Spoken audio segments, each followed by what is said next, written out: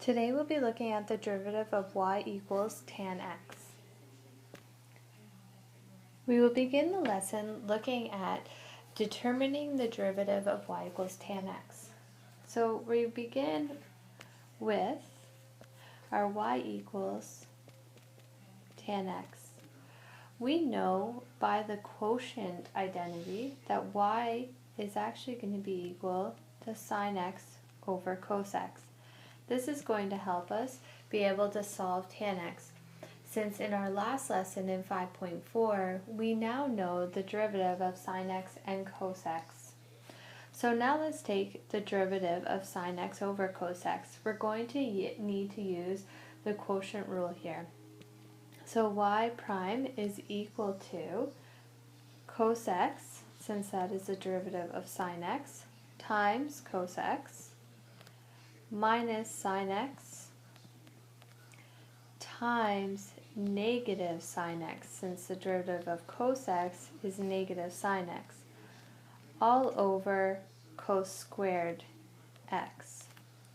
So we can simplify our numerator here. Cos x times cos x is cos squared x, and negative sine x times negative sine x is plus sine squared x, all over cos squared x. Now, from our Pythagorean identity, we know that cos squared x plus sine squared x is actually just equal to 1. So we have 1 over cos squared x. And by knowing our reciprocal identities, we know that 1 over cos squared x is actually equal to secant squared x. So therefore, the derivative of y equals tan x is secant squared x. And the derivative of tan g of x is just secant squared of g of x times the derivative of g of x. So now let's go ahead and look at a few examples. Now in our first example, we have y equals tan x to the power of 4 plus 4x. So when we're taking the derivative of this, we're going to have secant squared of x to the power of 4 plus 4x. And now we're going to derive our g of x, which is our x to the power of 4 plus 4x.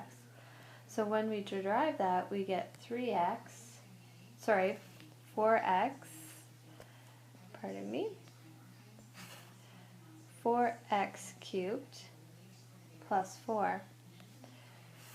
I can rewrite that as 4x cubed plus 4 times secant squared x to the power of 4 plus 4x.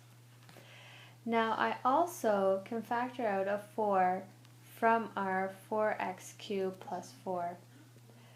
I want to try to simplify it as much as possible. So when I factor out a 4, I'm left with x cubed plus 1 times secant squared of x to the power of 4 plus 4x. Now, by our sum of cubes, I can factor our x cubed plus 1. So this will equal 4 times x plus 1 times x cubed minus x plus 1 times secant squared x to the power of 4 plus 4x. I can't simplify any further, so that will be our final answer. Now in B I have y equals sine x plus cos x plus tan x all cubed. So when when deriving this is the same as if I were having y equal to 2x plus 1 squared. When I derive that, I bring down the 2, I multiply it by our bracket, minus 1 from our exponent, and then derive what's inside the brackets, which in that case is just 2. So the same rules apply, even when we're working with our sine, cos, and tan, so our trig. So we take the derivative, we bring down the 3, multiply it by what's inside the bracket, so sine x plus cos x plus tan x cubed times, now I'm going to derive inside the brackets, so sine x is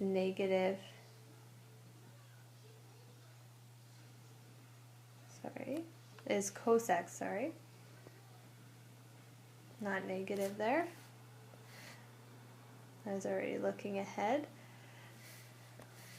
So it's cos x minus sine x plus secant squared of x. And that would be my final answer. And then in C, I'm going to use the product rule. So I'm first going to derive my x, which is just 1, so I'm left with tan 2x minus 1 plus x, and then I'm going to derive my tan 2x minus 1. So this is secant squared of 2x minus 1, then derive our g of x, which is the 2x minus 1, so times 2.